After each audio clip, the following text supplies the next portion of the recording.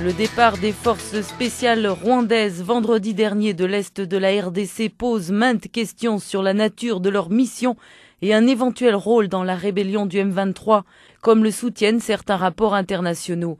Un départ qui intervient alors que les relations entre Kinshasa et Kigali sont très tendues. Ces forces spéciales opéraient au sein d'un bataillon conjoint depuis mars 2011, selon le ministère rwandais de la Défense. D'après le ministre congolais de la Défense, Alexandre Lubantambo, il était basé dans le territoire de Rutshuru pour combattre la rébellion Hutu des FDLR. Rappelons que Kinshasa accuse Kigali de soutenir le mouvement du 23 mars, composé notamment de mutins, anciens membres d'une rébellion qui était soutenue par le Rwanda. Vendredi, les autorités congolaises ont demandé à l'ONU de sanctionner des responsables militaires rwandais pour leur soutien au M23. Écoutons le président de la société civile du Nord Kivu, Thomas Dakamwiti. Les autorités n'ont jamais communiqué avec les acteurs sociaux que nous sommes pour nous dire que ce bataillon avait tel ou tel objectif, telle ou telle mission à exécuter. On avait seulement appris à travers les citoyens qui vivent dans les groupements où se trouvait ce bataillon, qui nous disaient qu'il s'agirait de troupes qu'on appellerait des troupes de la CPGL.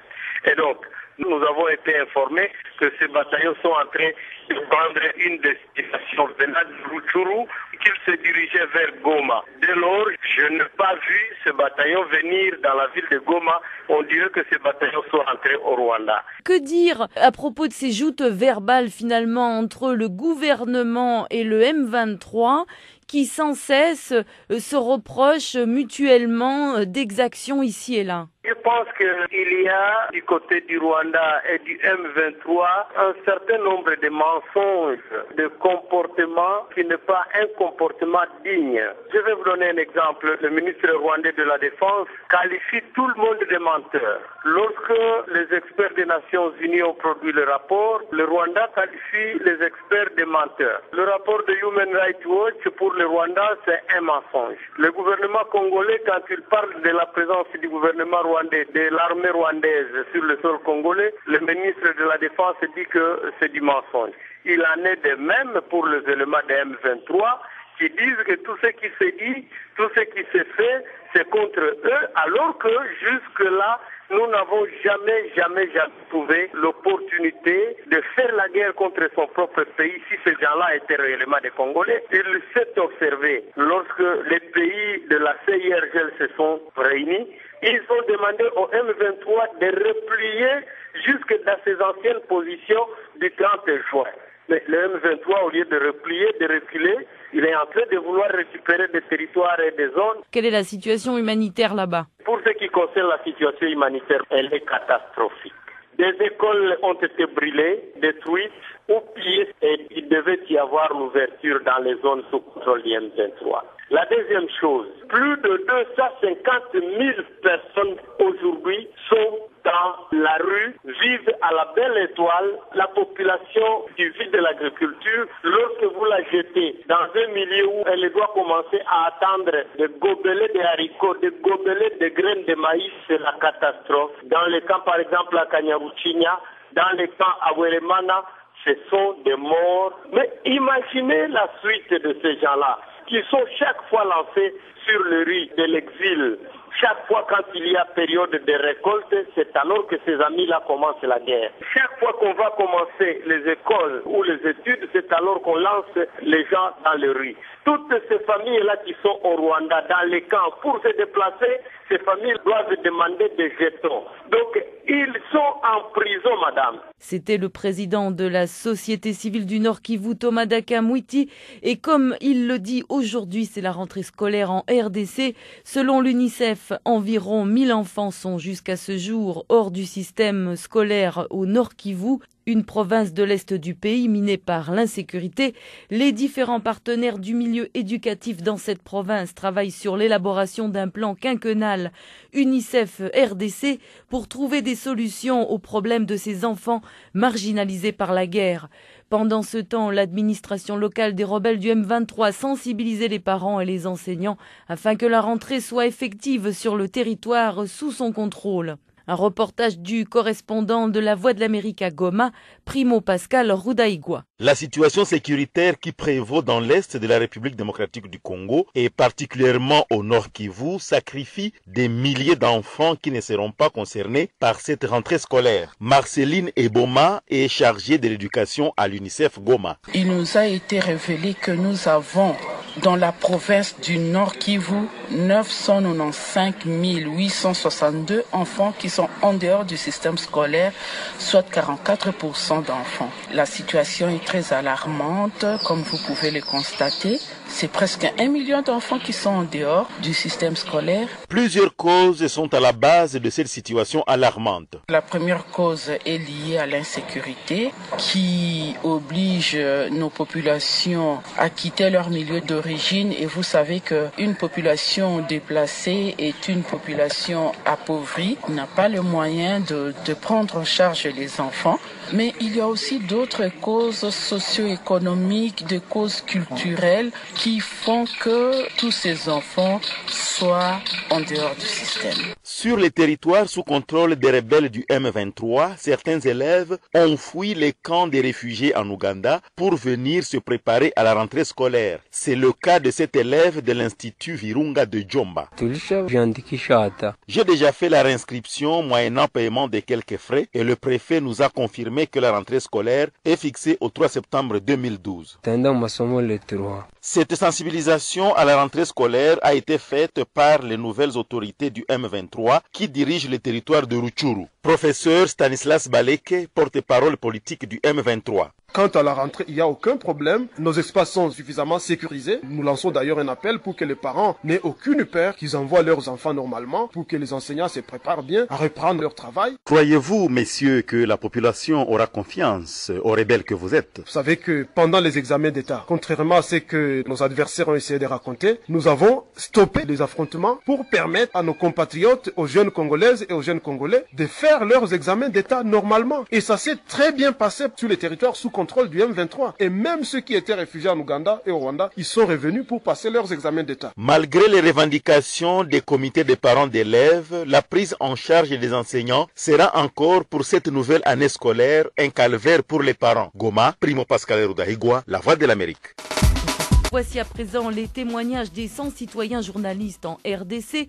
Gadi Fariala, depuis Lubumbashi. L'actualité à Lubumbashi est dominée ce jour par la rentrée scolaire avec toutes les difficultés que connaissent les parents parce que le prix de réinscription dans les écoles, surtout privées, même dans les écoles publiques, sont doublés ou triplés. Et les enfants, les parents qui restent impayés ne savent pas inscrire leurs enfants. S'ils en ont 2, 3 ou 4 enfants dans une école privée ou dans une école publique, à tout cela, il faut ajouter les prix des objets classiques qui ont presque doublé, mais le gouvernement n'arrête pas de demander aux parents d'envoyer leurs enfants, alors qu'il y a des enfants qui ne sont pas encore inscrits.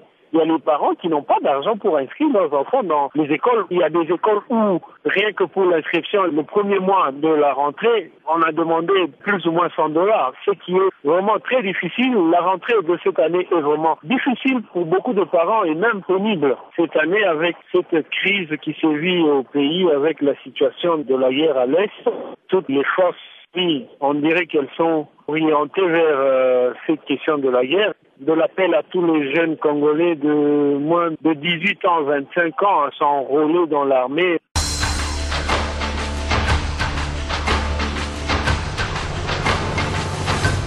Je m'appelle Madame Mombo de la ville de Matadi. Nous attendons d'ici le début du mois d'octobre les élections du gouverneur et du vice-gouverneur. Nous avons reçu dans notre province, principalement à Matadi, la visite du rapporteur adjoint de la Commission nationale électorale.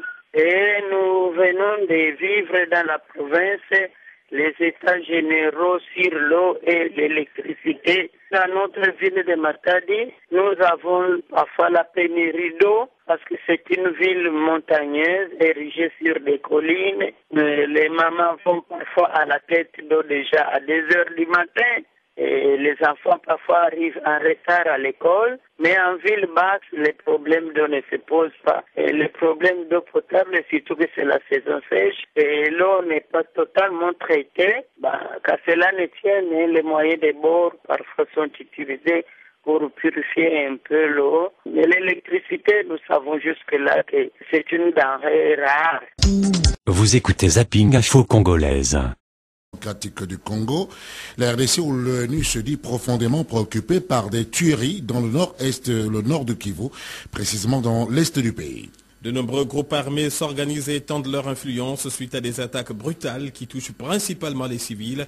Le représentant du haut-commissaire des Nations Unies aux droits de l'homme en République démocratique du Congo, Scott Campbell. Nous avons demandé à la FARDC, donc l'armée nationale, de se redéployer dans cette zone qui nous préoccupe énormément aujourd'hui, donc Oufamandou 1, Oufamandou 2, et nous étions encouragés par leur engagement de le faire dans un futur immédiat. L'autre chose que nous exigeons, c'est qu'il y ait des enquêtes judiciaires contre les auteurs de ces massacres, des violations de droits de l'homme qui ont été commises dans cette zone et que les responsables soient traduits en justice. Voilà, vous venez d'entendre Scott Campbell. Il est le représentant du haut-commissaire des Nations Unies aux droits de l'homme en République démocratique du Congo. Vous écoutez Zapping Info Congolaise. Cette semaine pour de nombreux élèves en République démocratique du Congo. Ils sont 16 millions à reprendre le chemin de l'école et du collège ce matin. Une rentrée bien différente selon les régions du pays. Elle ne devrait pas être perturbée par des mouvements sociaux. Mais au nord Kivu, elle s'annonce difficile. Des écoles ont été pillées, d'autres sont occupées par des combattants. Le point avec Amanda Wakamanda Muzembe. C'est l'une des rares fois où enseignants et gouvernants semblent avoir accordé leur violon. Pas de menace de grève, comme cela a toujours été le cas. Le ministre de l'Enseignement primaire, secondaire et professionnel s'en félicite même, mais Maker Mwangu devra tout de même faire face à de sérieuses difficultés dans les zones occupées par les rebelles du M23 au nord Kivu. Plusieurs écoles ont été incendiées, pillées ou tout simplement occupées selon l'UNICEF. Dans cette contrée, le gouvernement pense régler cette question de la scolarisation des enfants avec l'aide des humanitaires. Ailleurs, cependant, certaines écoles font face à des problèmes fonciers. Le cas du complexe scolaire Omfayenne de Kisangani, qui compte plus ou moins 800 élèves, délogés à la veille de la reprise des cours par le tribunal de grande instance au profit des héritiers légaux des immeubles. Kamanda ou Kamanda Muzembe. Vous écoutez Zapping Info Congolaise. Depuis le départ des forces spéciales rwandaises vendredi dernier de l'Est de la RDC, Kinshasa accuse de plus belle Kigali de soutenir la rébellion du M23, comme le confirment des rapports internationaux. Ces forces spéciales opéraient au sein d'un bataillon conjoint basé dans le territoire de Rutshuru pour combattre la rébellion des FDLR à partir de 2009. Hier, le porte-parole du gouvernement congolais est revenu à la charge contre l'armée de Paul Kagame, disant que Kigali avait profité de cette opération de retrait de militaires rwandais pour exfiltrer, selon les termes de Lambert Mende, des hommes qui, a-t-il dit à la presse, ont attaqué l'armée congolaise avec la rébellion du M23. Comme chaque jour, voici à présent les témoignages des 100 citoyens journalistes en RDC. Je suis Joseph Mankamba, citoyen journaliste de la VOA au Kasaï occidental, en République démocratique du Congo. L'actualité ici chez nous, c'est les déploiements depuis le week-end dernier des boîtes à suggestions dans la commune d'Endesha, la commune qui sert des communes pilotes dans la mise en œuvre de la vision de la police de proximité ici au Kasaï occidental, afin de permettre à l'Assemblée provinciale de pouvoir recueillir à la base les avis de la population pour rapporter ça auprès du gouvernement afin de voir comment on peut, si ça n'a pas bien marché, réajuster les tirs, si ça a bien marché, voir comment on peut maintenir les caps afin que le travail de la police soit vraiment bénéfique à la population. Et puis si on peut ajouter aussi un élément, c'est par rapport à la rentrée scolaire en République démocratique du Congo. Et ici à Kananga, ça a été effectif dans la plupart des écoles. Seulement, c'est une rentrée qui intervient avec une disparité en ce qui concerne la fixation des frais liés à chacune des écoles. Sinon, la rentrée a été effective. Voilà.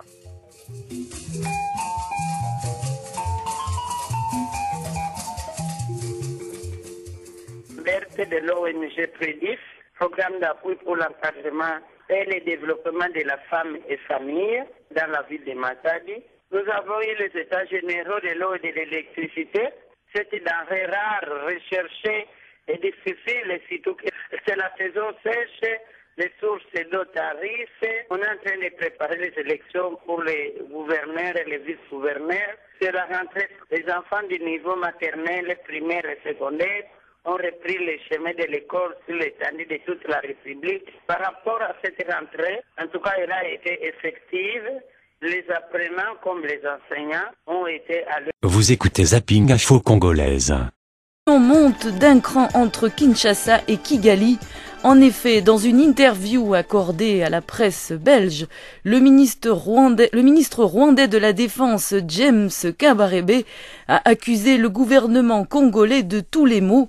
Il est allé jusqu'à dire que le gouvernement congolais serait, et je cite, une boîte vide avec une armée qui ne peut même pas tuer un rat. Les relations entre les deux pays se détériorent depuis plusieurs semaines à cause de la situation sécuritaire dans l'est de la RDC. Vendredi dernier, le Rwanda a annoncé retirer de cette région congolaise des forces spéciales qui combattaient aux côtés des FARDC depuis 2009 pour éradiquer les rebelles rwandais des FDLR. Mais la tension n'a cessé de monter depuis que Kinshasa accuse Kigali de soutenir la rébellion du M23 qui sévit également dans l'est de la RDC depuis plusieurs mois suite à une mutinerie. Ainsi, le porte-parole du gouvernement congolais, Lambert Mende, n'a pas manqué de rétorquer aux propos du ministre rwandais, qui lui-même se défendait des allégations de la RDC ayant demandé des sanctions onusiennes contre les généraux rwandais. Les propos arrogants et discourtois du ministre rwandais de la Défense à l'encontre du leadership congolais sont révélateurs d'un état d'esprit malsain dans les hautes sphères du pouvoir au Rwanda à l'égard de la République démocratique du Congo et de son peuple.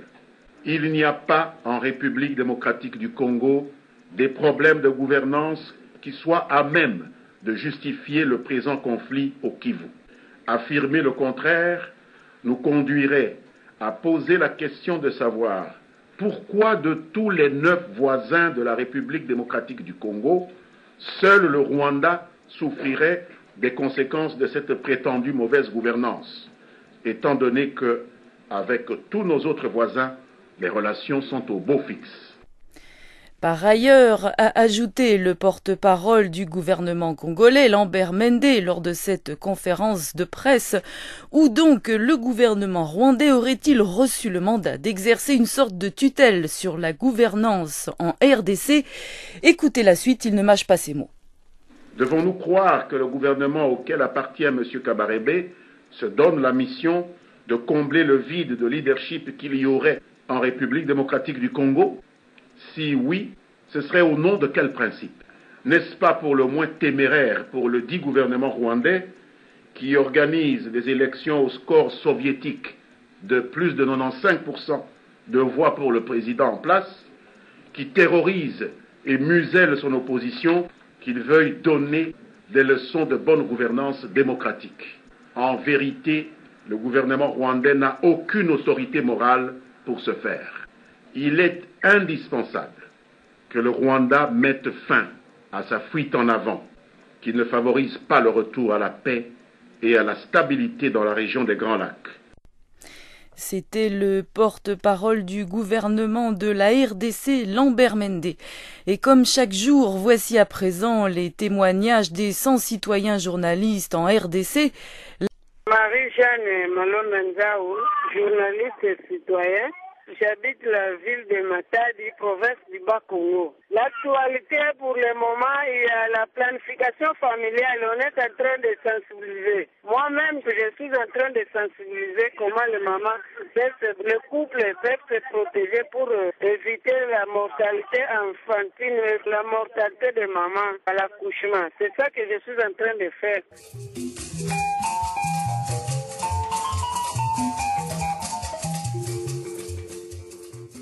Cher journaliste citoyen en Mbuji-Mayi au Kasai oriental, l'actualité qui défraie la chronique ces derniers temps en Mbuji-Mayi et dans toute la province, c'est la traque du colonel John Chibangu qui a fait défection dans la 4e région militaire basée dans le Kasai occidental et précisément à Kananga, mais qui aurait effectué un passage dans le Kasai oriental. Et pour cela, le gouvernement provincial qui avait mis sa tête à prix pour tout celui qui dénoncerait le lieu où il peut se cacher et faciliter son arrestation.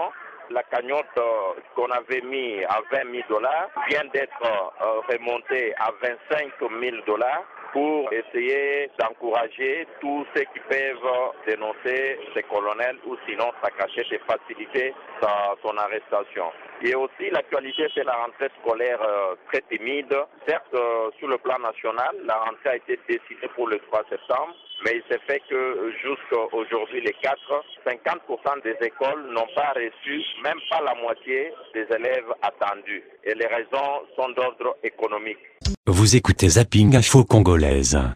En République démocratique du Congo, la haute cour militaire pourrait répondre dans une semaine à la question qui a dominé les débats dans le procès en appel des assassins présumés de Floribert Chebeya et de son chauffeur. Et cette question, c'est le général Numbi va-t-il être inculpé dans cette affaire alors que 8 policiers, dont 3 en fuite, sont rejugés? Les parties civiles le réclament. Elles considèrent l'ancien chef de la police comme le suspect numéro 1 des meurtres du défenseur des droits de l'homme et de son chauffeur en juin 2010. Leur long plaidoyer s'est achevé hier soir. La balle est maintenant dans le camp de la haute cour militaire. Compte rendu d'audience, Bruno Minas. C'est un avocat de la défense des policiers qui a supplié que l'on siffle la fin de la partie. Il n'y a plus rien de nouveau, dit maître Dimina au juge. On a tout dit, il est temps de nous départager. Cela fait plusieurs semaines que les parties civiles ferraillent pour obtenir la comparution du général Numbi. Et de plaidoirie en réplique, cela n'en finit plus, comme si l'on s'employait à retarder une décision difficile à prendre. Le président de la haute cour militaire s'en défend. Nous ne devons pas travailler dans la précipitation, dit-il.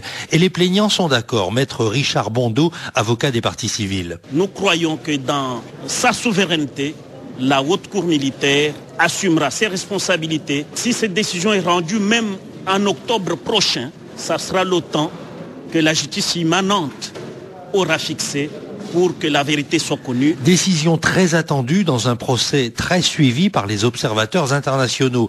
Les diplomates européens sont présents à chaque audience. Hedwig Lom, chargée d'affaires suédoise. On réitère l'importance qu'on attache au procès de Chebeya. La dimension la plus importante, c'est que ce soit un procès transparent, équitable et avec un bon déroulement. Et est-ce que c'est le cas actuellement ? Ça reste à voir. Bruno Minas, Kinshasa, RFI. Roger Lumbala, député d'opposition congolais proche d'Étienne Tshisekedi, se serait réfugié dans l'ambassade d'Afrique du Sud à Bujumbura.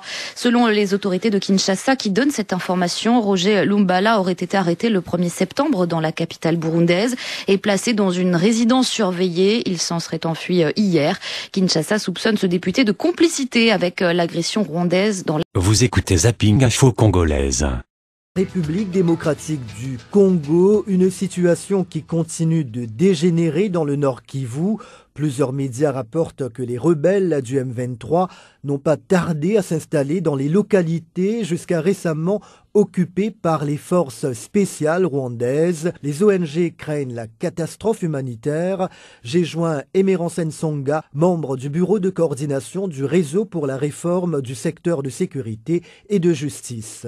La situation, pour le moment, elle est désastreuse. Nous tous, en tant que Congolais, nous sommes en train de regretter cette situation qui prévaut à l'est du pays. Nous demandons aux autorités de mobiliser les forces pour arriver à faire reculer ces gens de là où ils sont pour le moment. Parce que l'est du pays, c'est la RDC. La RDC ne doit pas être prise par d'autres personnes. Nous luttons pour l'intégrité du pays. Même la constitution du pays en parle. C'est pour cela que nous, en tant que société civile, nous sommes en train toujours de parler avec l'autorité locale pour que l'autorité arrive à maîtriser le territoire national. Les humanitaires parlent plus de 250 000 réfugiés au Nord Kivu. Chiffre alarmant évidemment. Par rapport à la situation actuelle, Nous encourageons d'abord nos frères qui sont au Congo, qui sont réfugiés. Nous leur demandons de prendre des dispositions parce qu'ils se trouvent déjà dans la situation. Nous n'allons pas aujourd'hui dire qu'il faudrait qu'ils quittent le Congo, ils sont congolais. Ce que nous demandons, c'est que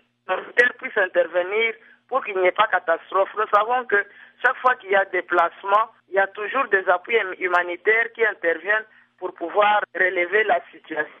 Les humanitaires parlent de plus de 250 000 comme ils sont en train de le dire. Moi, je dis que les gens qui se sont déplacés normalement, ils avaient peut-être une petite réserve. Il y en a peut-être qui se sont déplacés sans même une réserve. Les humanitaires, ils sont là pour aider les gens. Nous leur demandons de pouvoir intervenir pour qu'on n'arrive pas à vivre les catastrophes. C'est-à-dire, quand on parle de catastrophes, ici nous voyons la mort. La faim, c'est aussi une guerre. La faim peut détruire les gens. Parce que quand on parle de sécurité, nous voyons plusieurs aspects. Il y a l'aspect sécurité alimentaire, il y a aussi l'aspect environnemental, surtout dans le cas des gens qui se déplacent. Vu la situation telle qu'elle est en ce moment, vous, la société civile, ne pensez-vous pas qu'une intervention militaire internationale est plus que jamais importante? Pour le moment, en RDC, nous avons la MONUSCO. Elle était venue pour nous aider pour les situations désastreuses qu'il y avait au pays. L'intervention internationale est bonne, mais elle pourra être une charge pour le pays. Les humanitaires ou bien les internationaux, s'ils veulent nous aider, qu'ils appuient les ministères de l'Intérieur pour qu'on améliore les conditions sociales de nos militaires, afin que ceux-là puissent bien intervenir pour défendre le pays. Emerance Songa du Bureau de coordination du réseau pour la réforme du secteur de sécurité et de justice en RDC. Les politiques congolais s'inquiètent également de la situation dans l'est du pays, à l'image de Vital Kamerhe, président de l'Union pour la nation congolaise et ancien président de l'Assemblée nationale congolaise. Vital Kamerhe était candidat à l'élection présidentielle du 28 novembre 2011. Il se trouve en ce moment aux États-Unis, invité à la convention du Parti démocrate américain à Charlotte, en Caroline du Nord, là où Nicolas Pinault s'est entretenu avec lui. Selon vous, quelle solution pour régler la crise dans l'est du pays avec, encore une fois, des centaines de milliers de déplacés? Ça ressemble à du déjà-vu. Oui, je suis peiné de constater que ce qui est arrivé à l'est de la République démocratique du Congo, nous l'avions prédit et nous avions accepté par conviction d'abandonner même le poste de président de l'Assemblée nationale parce que nous étions convaincus qu'à la suite d'un mauvais accord négocié, une solution qui ne soigne pas la cause de l'insécurité dans la région des Grands Lacs. Puisque moi je préfère parler des Grands Lacs. Nous sommes peinés de constater aujourd'hui que le temps et l'histoire rattrapent tout le monde. Mais nous n'allons pas nous réjouir parce que c'est le sang de nos frères qui est en train de couler en ce moment. C'est pourquoi nous condamnons cette guerre avec la dernière énergie. Et nous disons au peuple congolais, nous disons à toutes les populations de la région des Grands Lacs, nous avons intérêt tous maintenant, comme un seul homme, à rechercher la paix.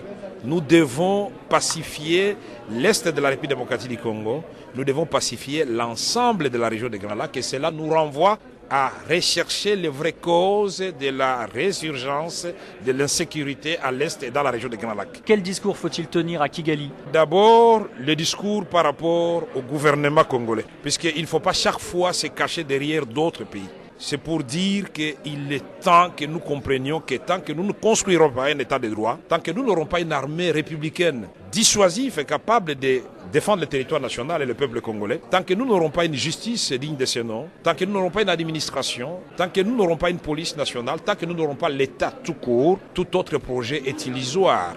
Mais maintenant, en direction de Kigali et d'autres États de la région des Grands Lacs, je voudrais les interpeller en disant que nous, les Africains, c'est comme si nous nous étions entendus pour ne jamais nous entendre, alors qu'il est possible de signer, de négocier une vraie paix, une paix des braves, à l'image de l'Allemagne et de la France. Ce n'est pas une paix qui humilie l'autre, pas une paix en sens unique. Moi, je suis contre cette paix-là. Moi, je suis pour la paix au Congo, la paix au Rwanda, la paix en Ouganda, la paix en Tanzanie, la paix au Burundi, la paix dans l'ensemble de la région des Grands Lacs, pourquoi pas l'ensemble de l'Afrique centrale. Et c'est possible, c'est pourquoi nous disons et nous les informons l'opinion nationale. Et l'opinion de la région des Grands Lacs, très prochainement, nous allons rendre public notre plan de sortie de crise qui cerne, je ne dirais pas tous les volets parce que des solutions miracles n'existent pas en matière de conflits armés, mais nous avons fait un effort pour ne pas considérer que c'est la seule solution militaire qui va résoudre le problème de la région des Grands Lacs. Nous avons tenu compte des aspects politiques, des aspects diplomatiques, des aspects économiques avec la traçabilité des minéraux et du sang. Nous avons tenu compte de l'aspect de la coopération régionale. Nous avons tenu compte des aspects du développement, des aspects humanitaires et même des aspects militaires. Est-ce que Joseph Kabila est l'homme de la situation pour ça? Non, je ne dirais pas ça, parce que d'autant plus que moi je l'avais combattu, ça vous le savez très bien, j'étais candidat président de la République. J'ai une vision pour un grand Congo, pas un Congo qui est à genoux, non, un Congo debout et qui doit marcher. Vital Kamerhe, président de l'Union pour la nation congolaise. Vous écoutez Zapping Info Congolaise. Première escale ce soir, le Burundi. Un député congolais, membre du parti de l'opposant Étienne Tshisekedi, l'UDPS, s'est réfugié à l'ambassade sud-africaine à Bujumbura. On l'accuse entre autres d'être lié aux rebelles du M23 dans l'est de la RDC. L'information défraie la chronique dans la capitale burundaise où nous retrouvons notre correspondant Eric Manirakiza. Selon des sources proches au député Lumbala qui m'ont alerté, c'était dimanche en début d'après-midi lorsque 2 agents du service national des renseignements burundais l'ont interpellé à l'aéroport international de Bujumbura. Et M. Lumbala procédait à ce moment-là à l'enregistrement pour partir à bord des Ethiopian Airlines à destination de Paris, là où il vit. Les 2 agents l'ont donc ramené à la documentation nationale, c'est comme ça qu'on appelle les bureaux du service de renseignement ici à Bujumbura, et il aurait été interrogé par le chef de ces services ici à Bujumbura, et après on lui avait demandé de retourner là où il habitait, et ici à Bujumbura. Les services nationaux de renseignement ont confisqué son passeport et son téléphone. Il y a aussi un avion dépêché par Kinshasa qui est arrivé à Bujumbura lundi pour partir avec le député Lumbala, mais l'avion est rentré avec les 2 objets confisqués et cet avion a été escorté par le directeur du service national de renseignement congolais, selon toujours nos sources. Quel était l'objet de sa visite à Bujumbura? Toujours les mêmes sources. Le député Lumbala était en visite privée, en famille, parce que sa femme est burundaise et vit ici à Bujumbura. Les mêmes sources rapportaient qu'elle a quitté Kinshasa et il vit à Paris et il faisait des navettes entre Paris et Bujumbura. Alors, comment son cas est-il traité actuellement? Alors, nous avons essayé de contacter certaines autorités burundaises et il n'y a rien qui filtre. Mais du côté de l'ambassade de l'Afrique du Sud, nous avons su que la question Lumbala aurait été soumise au ministère des Affaires étrangères en Afrique du Sud pour que Pretoria puisse se prononcer. Monsieur Lumbala est reproché d'être lié au mouvement rebelle M23 qui combat le gouvernement congolais à partir de l'Est. Il y a aussi des accusations qui disent que lors de son séjour à Bujumbura, il en aurait profité pour faire un petit voyage à Kigali, au Rwanda. Ce sont des informations qui ne sont pas confirmées, mais qui circulent à l'entourage du service national de renseignement burundais. Et Lumbala s'est réfugié ce lundi à l'ambassade après que sa femme ait reçu 2 appels du service national de renseignement qui demandaient à Lumbala de se présenter encore une fois à ses services. Et lui, il a eu peur et il a pris le chemin des bureaux de l'ambassade sud-africaine. Merci Eric qui nous parlait du cas du député congolais Robert Lumbala. Eric Manirakiza de Bujumbura. Vous écoutez Zapping Info Congolaise. Et maintenant 3 jours que Roger Lumbala se terre à l'ambassade d'Afrique du Sud à Bujumbura. Ce député d'opposition congolais et ancien ministre s'y est réfugié de peur d'être livré par le Burundi aux autorités de Kinshasa, les autorités de son pays qui l'accusent de haute trahison. Roger Lumbala a été vu récemment à Kigali. La République démocratique du Congo le soupçonne donc d'être complice du Rwanda dans les violences qui secouent l'est du pays. Esdras Ndikumana revient sur les événements qui ont poussé le député à trouver refuge dans cette ambassade. Roger Lumbala a été interpellé samedi, tout de suite après son arrivée à Bujumbura, puis il a été interrogé par les services secrets burundais qui l'ont assigné à domicile avec ordre de se présenter lundi pour la suite de son interrogatoire. L'opposant congolais aurait appris que Kinshasa avait envoyé un avion pour le rapatrier durant la nuit de dimanche Il s'est alors réfugié dans l'ambassade d'Afrique du Sud dans la matinée de lundi, en compagnie d'un franco-congolais qui lui servait d'agent de sécurité selon un responsable des services secrets burundais. Des sources aéroportuaires ont confirmé l'arrivée d'un avion congolais durant le week-end. Il serait reparti sur Kinshasa mardi. Kinshasa, qui soupçonne Roger Lumbala de haute trahison pour ses liens supposés avec la rébellion du M23 qui sévit dans l'est de la RDC, souhaite que le député d'opposition puisse venir s'expliquer auprès de la justice de son pays, mais le gouvernement congolais n'a pas encore demandé formellement son extradition, selon le ministère burundais des Relations extérieures.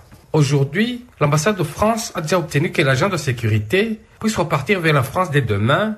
Quant à Roger Lumbala, son sort devrait être scellé d'ici demain également. Ezras Dikoumana, Bujumbura. Vous écoutez Zapping Info Congolaise. En RDC, une vingtaine de partis d'opposition réclament la mise en accusation du président Joseph Kabila, qu'ils accusent de complicité avec le Rwanda dans la déstabilisation de l'Est du pays.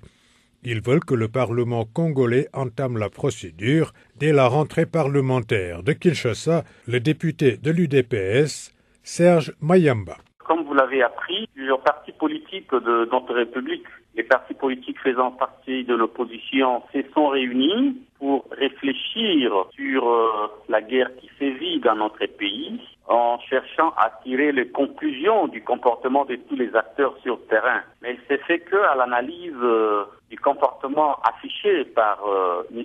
Kabila, les partis politiques se sont rendus compte que, en sa qualité de président de la République, ayant notamment le pouvoir d'engager l'armée, il a posé des actes qui, du point de vue de l'opposition, sont constitutifs de haute trahison. D'autant plus que la haute trahison, dans une certaine mesure, se présente comme on en parle lorsque un dirigeant politique, notamment un président de la République, arrive à poser des actes qui sont constitutifs de la violation de la Constitution. Vous savez bien que dans cette affaire, il s'est révélé que notre République a pris certains engagements non révélés à la population, qui consistait notamment à laisser la présence des militaires rwandais dans notre pays. Et ce sont donc ces militaires-là qui ont constitué un point de renforcement du pouvoir du M23 qui sévit actuellement dans la partie Est. Donc partant de ce constat, partant du travail fait sur terrain par ce regroupement dont les actes sont de nature non seulement à agresser le pays, mais à l'exposer à une balkanisation, ces partis politiques ont estimé que M. Kabila n'a pas joué son rôle de président de la République, ou carrément il est allé à l'encontre de ses prérogatives constitutionnelles. Voilà pourquoi ils ont fait cette proposition. Sur le plan concret, comment est-ce que ça va se passer, la mise en accusation ? La procédure voudrait que la question soit soumise au Parlement. Comme le Parlement rentre bientôt en session, la question devra bien faire l'objet d'un examen à ce niveau-là et au Parlement donc de décider quant à la suite. Et quel est le pronostic selon vous? Est-ce que le Parlement va suivre, étant donné qu'il est majoritaire après tout là-bas, non? En cette matière-là, il n'y a pas à réfléchir en termes de pronostic parce que si on doit se référer à la majorité arithmétique dont bénéficie M. Kabila, il y a lieu de considérer que c'est un combat perdu d'avance. Mais étant donné que l'opposition croit fermement à un changement, l'opposition pose ces actes qui vont servir de témoignage pour les générations présentes et à venir. D'autant plus que lorsque des réflexions ont été développées sur la guerre qui sévit à l'Est de la République, toutes les composantes politiques et sociales se sont mis d'accord sur l'existence des complicités internes. Donc, il y a lieu de considérer que lorsqu'une personne peut faire quelque chose pour empêcher la surveillance de ces actes de violence s'empêche d'agir, donc cela peut être considéré comme une complicité et que cela se fait au plan interne. Donc voilà, c'est ça la démarche de l'opposition. Il n'y a pas à pouvoir chercher à tout prix à obtenir coûte que coûte une victoire, comme une certaine opinion peut l'entendre, tel que vous posez la question, mais ce sont des actes politiques qui visent à placer chacun de nous devant ses responsabilités. Donc c'est ça l'entendement que moi j'ai de cette démarche. Serge Mayamba, député de l'UDPS. Bonjour, voici à présent les témoignages des 100 citoyens journalistes en RDC. Nous, à Matadi, la situation politique est un peu traumatisant dans le sens qu'on est dans la fièvre des élections. Le dépôt de candidature pour le poste du gouverneur, il y a des opinions départagées de part et d'autre, parce que ces élections auront bel et bien lieu au mois d'octobre. Et là, c'est le dépôt de candidature avec une caution de $1 200. Donc, chacun essaye de donner son option. Le jour passé, ici, généralement, il y avait toujours le problème. Le Zoulou, qu'on appelle actuellement Zoulou, c'est en fait des délinquants qui essayent un peu de malmener les gens. Mais avec l'installation de la police de proximité, ils essayent un peu, tant mieux que mal, avec les moyens d'effort qu'ils ont, maîtriser la situation. Dans l'ensemble, c'est tout ce que je peux avoir à dire.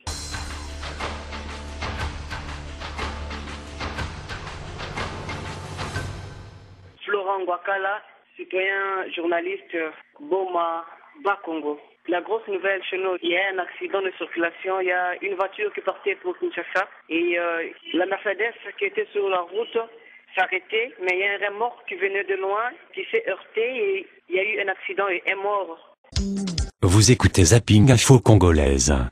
En République démocratique du Congo, la marmite continue de bouillir dans la classe politique à Kinshasa sur l'affaire de la présumée agression rwandaise dans l'est du pays via la rébellion du M23.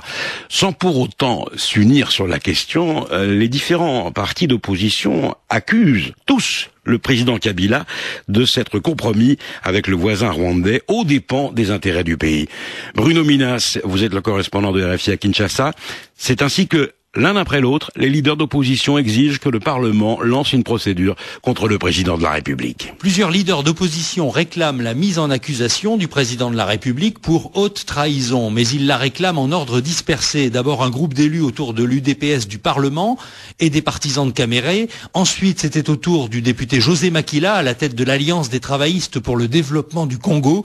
S'appuyant sur la Constitution, il vise le président, mais pas seulement. Nous exigeons la démission du chef d'état-major général des FARDC, des ministres ayant la défense, la sécurité et les affaires étrangères dans leurs responsabilités, les responsables des services de renseignement, tant civils que militaires, et les gouverneurs de province concernés par cette agression. Le MSR est le premier parti de la majorité à réagir à ce tir de barrage.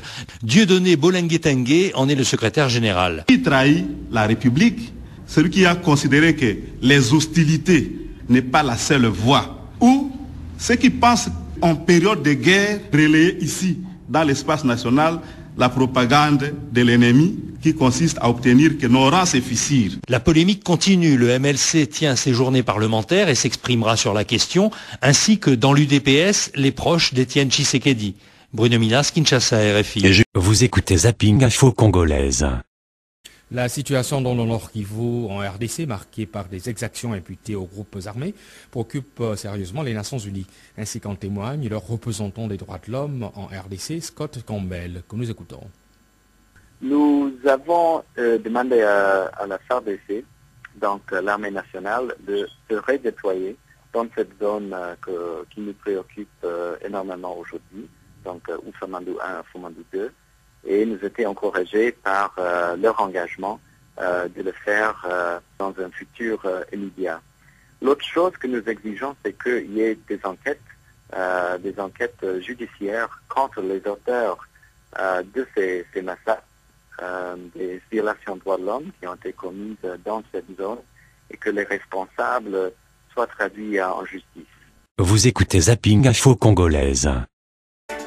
On revient sur la manifestation pacifique de dizaines de jeunes intellectuels de Goma à la veille du deuxième sommet de la CIRGL aujourd'hui à Kampala sur la situation sécuritaire dans l'est de la RDC. Ces jeunes ont exprimé une farouche opposition à l'idée d'un déploiement éventuel d'une force internationale neutre dans leur région. Ils ne s'identifient à aucune organisation ou association et se disent apolitiques. Ce qu'ils ont en commun, c'est, et je cite, une révolte débordante due à la fois à la situation des guerres à répétition dans leur province, au laxisme du gouvernement et à l'inaction de la communauté internationale représentée à leurs yeux par la MONUSCO. Ils ont adressé une lettre intitulée « Assez » au président Joseph Kabila. J'ai pu joindre à Goma l'un de ces jeunes du mouvement Assez de l'Est du Congo, Luc Nkulala. La raison de notre ras-le-bol, parce que très souvent, lorsque les autorités prennent des décisions, ils les prennent pour leurs propres intérêts et non pas pour l'intérêt du peuple. Et hier, nous étions en train de manifester, donc c'était une suite d'une autre manifestation que nous avons eue le 15 août pour contester l'arrivée de la force internationale neutre que le gouvernement veut nous amener ici. Parce que nous pensons que le processus de paix commence par la démilitarisation de la région et non pas la surmilitarisation de la région. Et nous pensons simplement que le fait pour eux de vouloir amener une nouvelle force neutre ici dans la région, c'est embraser la région. Et voilà pourquoi nous avons contesté hier. Il n'y a pas que ça. Nous avons aussi dénoncé le haut commandement de l'armée congolaise qui apparemment complice d'une machination dont nous ne savons décrire. Et le haut commandement, notamment le chef d'état-major Didier Etumba et celui des forces terrestres Tango Fort, que nous avons demandé la démission lors de notre manifestation. Alors, vous n'êtes pas satisfait des FARDC, vous n'êtes pas satisfait de la MONUSCO. Alors, comment pensez-vous pouvoir résoudre ce problème de sécurité après tout? C'est un problème d'armes, de mouvements, de rébellion armée. Je veux vous rappeler, monsieur le journaliste, que la plupart des mouvements rebelles, qu'on se dise la vérité en face, qui sont dans la région, sont tout simplement instrumentalisés par des politiciens qui sont à Kinshasa. Et d'une manière ou d'une autre, il les revient à eux de pouvoir sortir toutes ces forces armées, Maïmaï, M23, consorts. Nul n'ignore que c'est la machination des politiques qui est en train de démonter ces mouvements rebelles. Et le fait pour nous de ne pas être satisfaits par le FARDC, cela ne veut pas dire que le FARDC n'est pas à la hauteur de pouvoir bouter dehors toutes ces forces négatives. Plutôt, le FARDC est mal commandé. Parce que le FARDC, de par l'histoire, lisez l'histoire, vous verrez que c'est une armée très forte et républicaine. Et nous pensons que c'est la seule armée qui peut arriver à instaurer la paix. Si on lui donne des moyens, si on assainit le commandement et si on lui donne la nourriture et l'air solde, je pense que cette armée-là est vraiment très forte pour pouvoir défendre la couleur nationale. Et la MONUSCO? La MONUSCO, nous ne sommes pas satisfaits parce qu'elle vient de faire plus d'une décennie dans la région sans pour autant apporter quelque chose de favorable. Je veux vous dire qu'au fur et à mesure qu'elle traîne, au fur et à mesure nous perdons la souveraineté, au fur et à mesure le FARDC perd des régions, des territoires et consorts. Elle vient de faire plus d'une décennie en train d'assister à notre malheur et la paix, on ne la voit pas. Alors voilà la raison pour laquelle, pourtant, ils nous bouffent plus de 4 millions de dollars par jour. On se demande, c'est pourquoi faire tout ça? Nous, on n'a pas besoin de leur argent, nous avons besoin de la paix, raison pour laquelle nous ne sommes pas satisfaits du travail que la MONUSCO est en train d'abattre sur le terrain. L'un des jeunes du mouvement AC de l'Est du Congo, le Kunku Lula. Comme chaque jour, voici à présent les témoignages des 100 citoyens journalistes en RDC. C'est Dieudonné Ndaye, journaliste citoyen de la Voix de l'Amérique. À Kananga, la situation sécuritaire inquiète la population. Pas plus tard que hier à 14h, Maître John Kalombo, coordinateur provincial de BICE, Bureau international catholique de l'enfance, a été arrêté par le directeur de l'ANER, service de renseignement, ou Renadoc lui-même dans son bureau. Il est acquis par le lieutenant Simba qu'il est en communication avec le général John Chibango qui était en défection. La deuxième situation, c'est les journalistes Sosten Kambidi de la radio RTK qui a été aussi enlevé avant-hier par le Renadoc. Il accuse aussi, après avoir assisté à l'émission Tour de table sur la réflexion autour du départ de John Chibango, c'est suite à cela que le monsieur a été enlevé par le Renadoc et il a déjà envoyé à Kinshasa. La troisième situation de l'insécurité, c'est la mort de M. Hubert Nkumbi, âgé de 43 ans, père de 8 enfants, résidant sur l'avenue Kazadi numéro 15, assassiné dans son domicile par les militaires et ils ont pris $6,000 et quelques biens de valeur qu'il avait et ils ont empoignardé sa femme.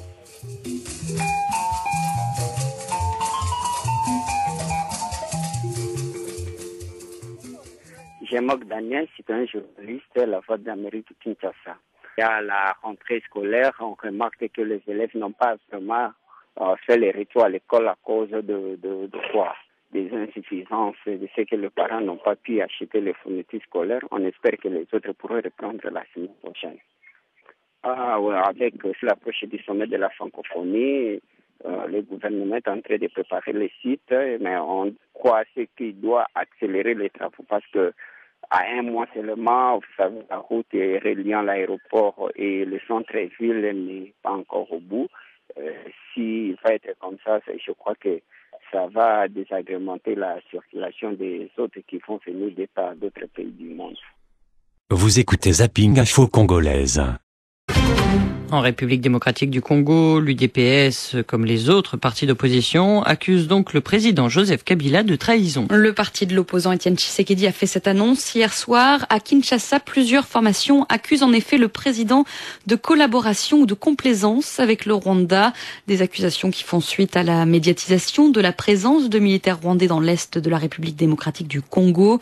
La semaine dernière, le Rwanda a retiré ses soldats basés à Rutshuru, basés sur place en vertu d'accords qui avait été passé avec l'armée congolaise. Et pour l'opposition à Kinshasa, c'est l'occasion de critiquer ouvertement le président Joseph Kabila. Mais cela ne veut pas dire pour autant que cette opposition parle d'une même voix, Bruno Minas. Les différents groupes de l'opposition demandent tous la même chose, mais en ordre dispersé. La mise en accusation du président Kabila pour haute trahison avec plus ou moins de nuances ou pas de nuances du tout, comme c'est le cas pour l'UDPS d'Étienne Tshisekedi, qui ne fait pas dans la demi-mesure pour accuser le régime. Bruno Mavungu est secrétaire général de l'UDPS par intérim. L'UDPS accuse sans détour M. Kabila de collabo numéro 1 et de haute trahison, d'où l'impérieuse nécessité de procéder à son arrestation illico presto. Si la revendication est la même, l'UDPS ne veut pas pour autant se joindre aux autres partis d'opposition parce qu'elle se considère elle-même comme la majorité présidentielle populaire, alors que les autres, selon elle, reconnaissent le pouvoir de Kabila. En revanche, le MLC, qui tient en ce moment ses premières journées parlementaires, veut donner une forme légale à ce combat. Jean-Lucien Mboussa dirige le groupe MLC. Nous sommes en phase avec toute l'opposition. Simplement, nous considérons que dès la rentrée parlementaire, il faut mettre en place une commission mixte paritaire intégrant la communauté internationale pour mener des enquêtes et arriver à des conclusions probantes qui nous permettent d'articuler les propositions qui sont faites par les collègues de l'opposition. L'appel du régime à l'union nationale contre l'agresseur rwandais ne rencontre pas d'écho, mais l'union de l'opposition ne se fait pas non plus contre le régime. Bruno Minas, Kinshasa, RFI. Et autre affaire en lien avec les soupçons sur le soutien de Kigali aux rebelles du M23 qui sévissent dans l'est de la République démocratique du Congo. Au Burundi, pays voisin de la RDC et du Rwanda, Roger Lumbala refuse toujours de sortir de l'ambassade sud-africaine. Cet opposant congolais craint d'être livré à Kinshasa où les autorités le soupçonnent de complicité dans les violences qui touchent le Nord Kivu. Bujumbura assure que Roger Lumbala peut sortir, qu'il est libre et peut se rendre où il le souhaite. Mais ces déclarations ne suffisent pas à rassurer l'opposant congolais après son arrestation de ce week-end. À Bujumbura, Esdras Dikoumana. Les services secrets burundais parlent aujourd'hui d'une totale méprise. Roger Lumbala n'a jamais été recherché par le service national de renseignement du Burundi, a assuré au micro de RFI son porte-parole, Telesphore Bigirimana. Son interpellation et son interrogatoire samedi, simple routine, explique le porte-parole. Quant à l'avion aperçu à Bujumbura et qui était supposé ramener l'opposant congolais sur Kinshasa, il serait venu pour toute autre chose. Et Telesphore Bigirimana d'affirmer que Roger Lumbala peut sortir de l'ambassade d'Afrique du Sud sans aucune crainte. Nous attendons la décision de l'ambassade de l'Afrique du Sud. Roger Lumbala peut bouger s'il le veut. Il est libre de mouvement, il est libre aussi de solliciter l'asile auprès de notre gouvernement. Je l'ai dit, je le confirme, il peut prendre l'avion, il est libre. Cette profession de foi n'est pas parvenue à rassurer l'opposant congolais. Il s'agit d'un stratagème pour le faire sortir de l'ambassade sud-africaine. On veut toujours l'arrêter, estime ses proches, qui exigent un véritable sauf-conduit. Et pour ajouter à la confusion qui entoure ce dossier, Kinshasa, qui soupçonne Roger Lumbala de haute trahison, n'a pas encore demandé son extradition selon le ministère burundais des Relations extérieures. En attendant, l'opposant congolais a décidé de ne pas mettre un pied dehors tant qu'il n'aura pas obtenu de garantie qu'il pourra alors s'envoler librement vers la France. Esdras Dikoumana, Bujumbura, RFI. Vous écoutez Zapping Info Congolaise. RDC Nord Kivu. Selon certains observateurs, l'armée rwandaise est toujours présente dans la région. La semaine dernière, le gouvernement rwandais avait annoncé le retrait de troupes spéciales dans l'est de la RDC. D'après le ministère rwandais de la Défense, ces soldats travaillaient depuis 3 ans aux côtés des forces armées congolaises. Bagassi Koura a joint Omar Kavota, porte-parole de la société civile au Nord Kivu. Il s'agit là d'une duperie du Rwanda. Le Rwanda est en train de duper l'opinion tant nationale qu'internationale. Et nous pensons que la communauté internationale devait faire attention à tous ces messages du Rwanda. Parce qu'en réalité, personne n'a vérifié, n'a témoigné de cette sortie. Et le territoire de Rutshuru, qui est aujourd'hui sous contrôle du M23, alors que les M23 sont des alliés du Rwanda. On sait que le M23 est à quête d'hommes de troupes. Le M23 ne peut pas lâcher ses alliés à rentrer chez eux, pendant que le M23 a besoin d'étendre son contrôle sur les autres territoires de la province du Nord Kivu. Est-ce que l'armée congolaise est venue sur le terrain pour constater que les forces rwandaises sont effectivement parties? Malheureusement, les forces armées de la République démocratique du Congo et les casques bleus de la MONUSCO ont encadré ce mouvement de soi-disant retrait. Et ça a été, encore une fois ici, de mauvaise foi qui atteste effectivement qu'il n'y a jamais eu de retrait. Si le Rwanda était de bonne foi pour retirer ses troupes, il aurait accepté que la MONUSCO soit témoin de ces retraits ou encore que les forces armées de la République démocratique du Congo soient témoins de ces retraits. Au regard d'ailleurs de l'activisme du M23 aujourd'hui et des groupes armés alliés au M23, il y a lieu de croire que cette relocalisation est plutôt dangereuse pour la sécurité et la paix de la population ici au Nord Kivu. À votre avis, pourquoi le Rwanda ne veut pas retirer ses troupes? C'est parce que le Rwanda n'a pas encore trouvé ses objectifs accomplis. Vous savez que le Rwanda accompagne un plan de balkanisation de la RDC. Et le Rwanda a besoin de tirer des ressources minières de ce pays. Et pourquoi voulez-vous que le Rwanda retire ses hommes de troupes pendant que tous ces plans-là ne sont pas encore accomplis? Omar Kavota, porte-parole de la société civile du Nord Kivu, nous parlait de Goma. Vous écoutez Zapping Info Congolaise. République démocratique du Congo, le retrait des troupes rwandaises de l'est du pays continue de provoquer des réactions au sein de la classe politique congolaise. La dernière en date est celle de l'UDPS d'Étienne Tshisekedi. Le vieux parti de l'opposition accuse le président Kabila de haute trahison. Son secrétaire général par intérim l'a fait savoir jeudi soir au cours d'un point de presse tenu à Kinshasa. Le compte-rendu de notre correspondant Alex Katit-Kataï. Et elle a longtemps gardé son silence. Depuis le début de la guerre dans l'est de la RDC, entre le gouvernement et la rébellion du M23, l'UDPS ne s'est jamais exprimé de manière formelle. Mais hier jeudi, le vieux parti de l'opposition a brisé le silence. Au cours d'un point de presse animé à sa permanence, le parti cher à Étienne Tshisekedi a dit son indignation face au comportement de certains dirigeants du pays dans la gestion du problème de l'Est. L'UDPS accuse même le président Kabila de haute trahison en ayant signé des accords secrets avec le Rwanda, acceptant ainsi la présence des troupes rwandaises sur le sol congolais.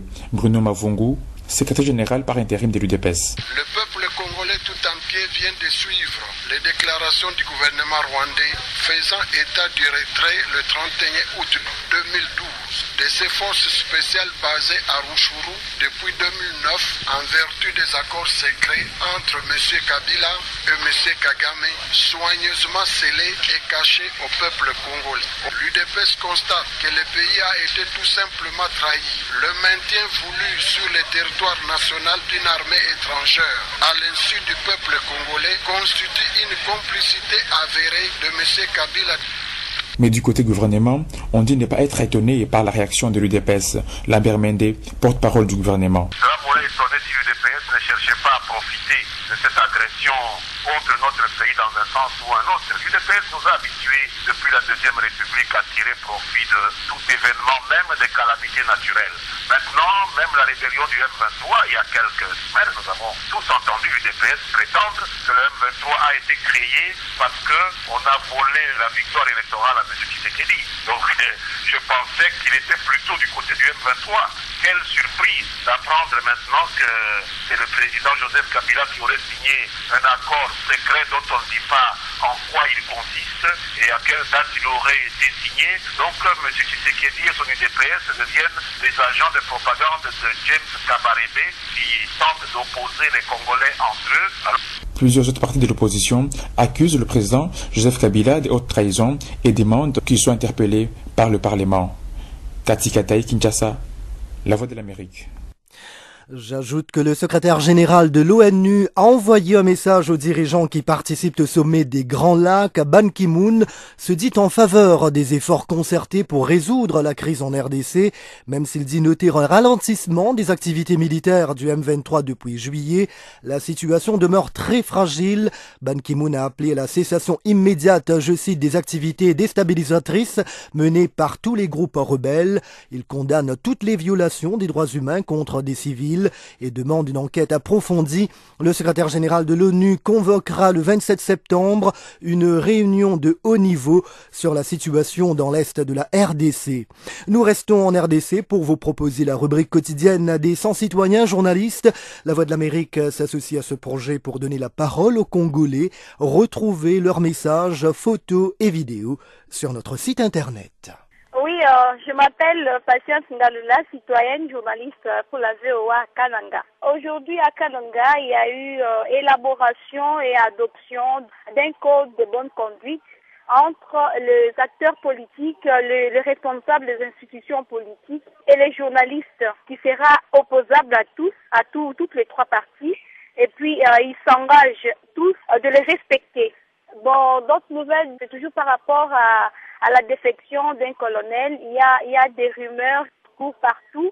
La population pense qu'on est en train de recruter des jeunes dans l'armée. Ils pensent qu'ils seront recrutés pour aller au front, à l'est du pays où il y a la guerre. Et c'est pourquoi ils se disent qu'il faut éviter d'être sur la rue tard parce que vous risquez d'être recruté forcément dans les forces armées.